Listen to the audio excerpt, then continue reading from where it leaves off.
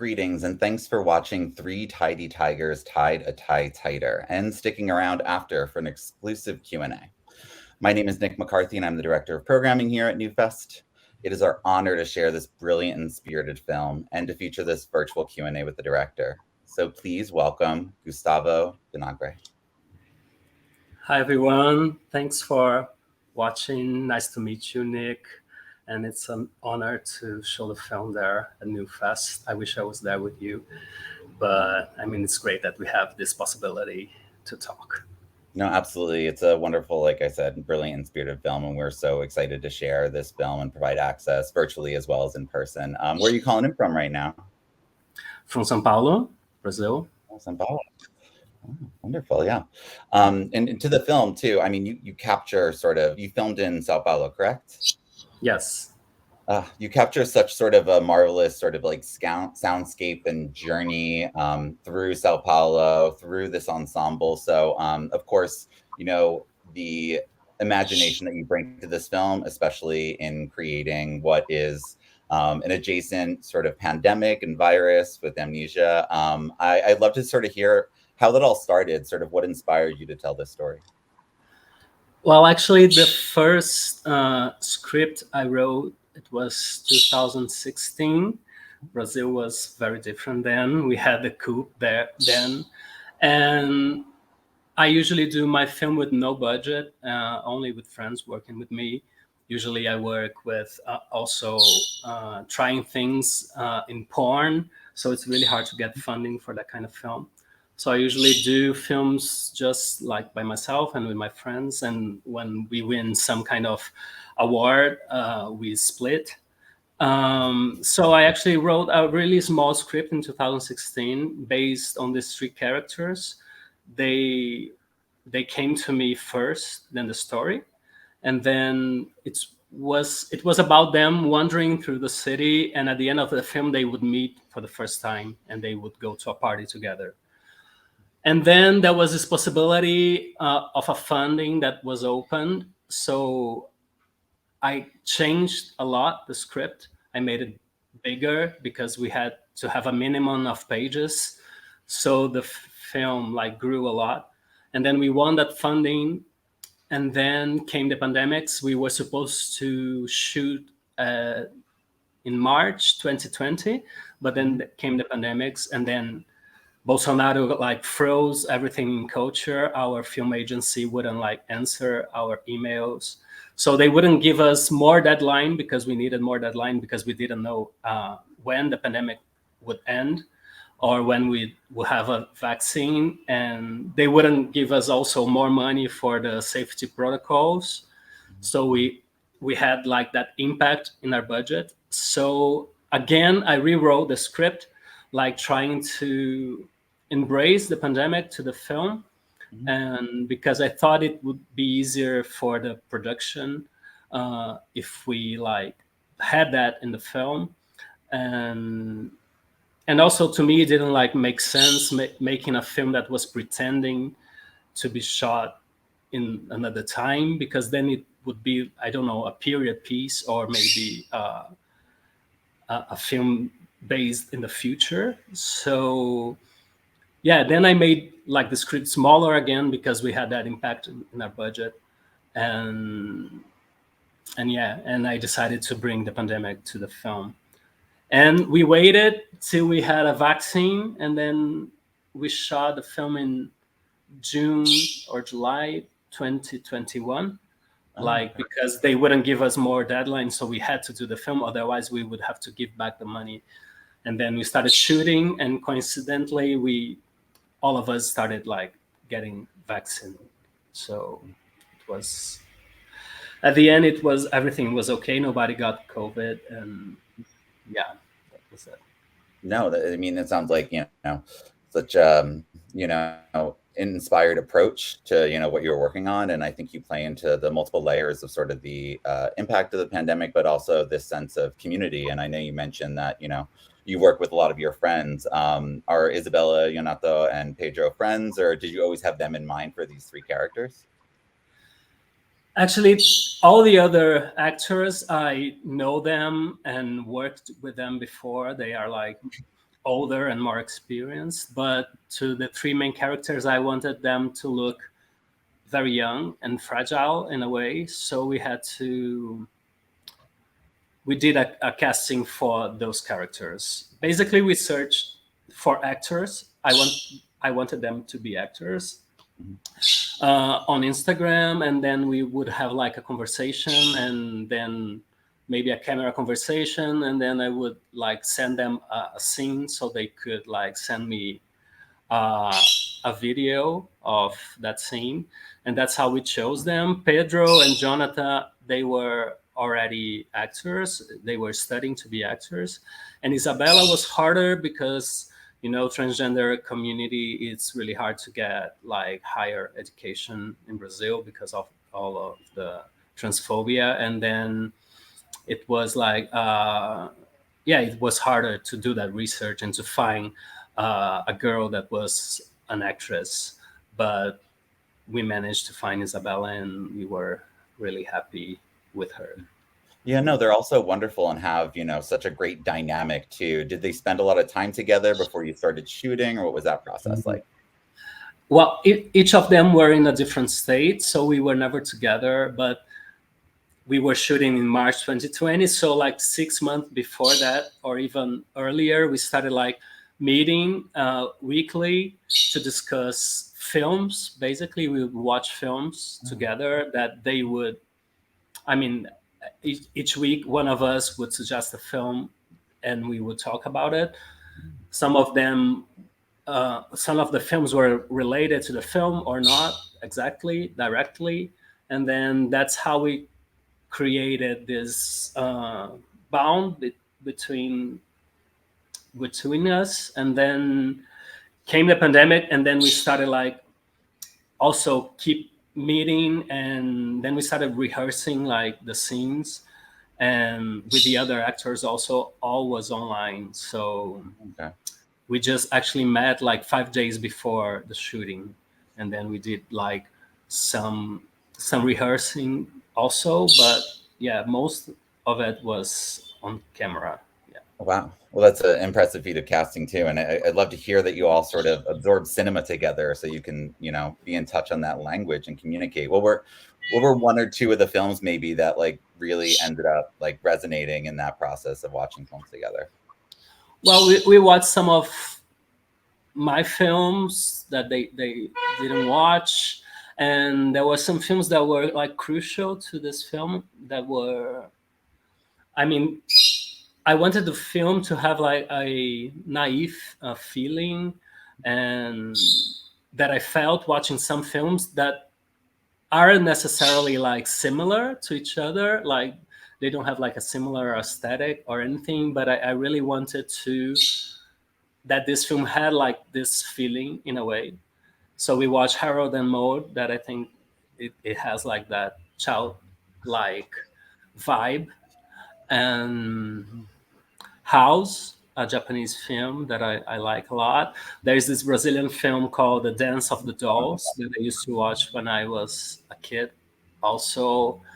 And yeah, I think those were the films. Yeah, But there are a lot more films that we watched that didn't really have anything like a direct connection to the film. But yeah. No, I love that you mentioned House now, and that everything is like coming full circle in a lot of ways. Like it's a masterful film, I know, from '70s. And your film similarly, I think, ties together a lot of vignettes in this structure that is, surprising at once and exploratory at another. I'm sort of curious too, you bring in so many wonderful characters. Did you always have the structure of the film in mind, or along the way were you piecing together sort of the order and such too? No, we had the structure in mind. I knew that it was like going to be a episodical film, that they were going to meet several characters in the way, and that these characters were sending them to another character, and that I just wanted also like to see the city in the pandemic. I didn't want to do a pandemic film inside inside an apartment. And also like to make a portrait of how people normalize the tragedy. Like I just felt that I used to walk a lot during the pandemic by myself, wandering through the city, and yeah, I just felt like that feeling that some people would take the pandemic in like a very normal way, and some people would be like freaking out inside their apartments and scared. And I just wanted, to make a film that would bring a little bit of that diversity of feelings towards the pandemic, like different kinds of vibes, even humor, or yeah, I don't know No, if I absolutely. answered. I think no, of course. And I think it resonates across the lines. We're talking about the layers within the pandemic and humanity in our community as well. And I think you bring that to the forefront too through this odyssey. And what I love is, you mentioned, wandering the streets, and I think you capture this great soundscape, but also your soundtrack and certain sound effects, like really, I think make moments pop so much more. Can you talk a bit about sort of how you constructed like the soundtrack and the sound effects that are incorporated too? Mhm. Yeah, to me, sound is a very difficult part to imagine, just because I think it's like a whole other world that I'm not really used to, and I've been learning about it while doing films, and it's becoming a bit easier. In my previous films, I never use music, for example. I try not to use because I think it's like a way to make the audience connect in an emotional way very easy. And I'm always trying to make the other way around, trying to be more rational and make people connect by other stuff. And in this film, uh, it's a musical, but basically, so it's like a new thing for me. And yeah, basically we were finding out what it was going to be in the process. Like that wasn't thought from the script. I had no idea what I was going to do. We just like found out in the editing room with Rodrigo, who always edits the films with me, and with Ruben, which is he is the sound designer. And and basically we were just like finding that out like with the editing, because we didn't have, in the editing we created those small inserts where the time is like we show what's going to be in the future. We like mix a little bit, and that just like resonated also with the sound. I think like we could have like that space to create small moments that the sound would be like really cartoonish in a way also. And and then came the idea to use those songs. Those are like classical music from Brazil, really old, from 19th century.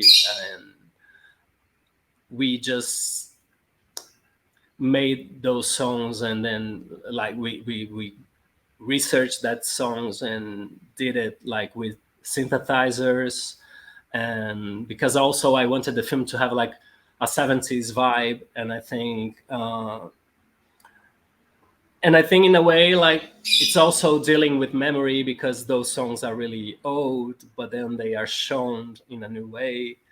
um, and then we had all the part inside the cabaret part, where I worked also with friends of mine, Marco Dutra and Caetano Gotardo, who are filmmakers, and who always make the songs to their own films. And and yeah, and then I brought them to make the songs from the cabaret part. and And there's João Marcos de Almeida also, which is a huge friend that made the synthesizers for the music. I don't know if I answered you again. Yeah, no. Yeah, I think, we were talking like in the balance too of like the energies that you're bringing forward, but also sort of the recollection, the sort of like appraisal of, something from the past, bringing up to the contemporary. I think you do a marvelous job. And we only have time for about one more question, but I wanted to congratulate you again. I know when the film world premiered at the Berlinale this past year, you received the Teddy Award, which is the biggest prize in queer film. And I know that you've traveled to a bunch of other festivals sort of along the way since then. We're talking a lot about sort of how the film can resonate with a lot of different folks, and how you address how the pandemic impacted certain folks too. And I'm just curious if what the response has been, or if there's a certain story of someone coming up to you after the film and sharing an anecdote with you, if there's anything sort of beyond that you heard as people received this film. Well, it's been really amazing all this time. I mean, in Berlin, it was amazing because it was like the first festival I went to after the pandemic, and things were still like opening, and people were still trying to understand how it would work. So, like the cinemas weren't full; it was just half of the audience. But I think people were really emotional, and it was really warm. All these years, every country I traveled to, it was like people. I feel the film really resonates in people, and people get emotional and they laugh, and it's really good to watch together with the audience. And people always come to me at the end, and I feel like they really like the film. And to me, it's great to have the feeling, because usually I make films that are like maybe harder to watch, and people just like at the end are in silence and feeling awkward. So it's really good to have like to experiment, to have a film that people actually can like enjoy and be happy with it. Yes.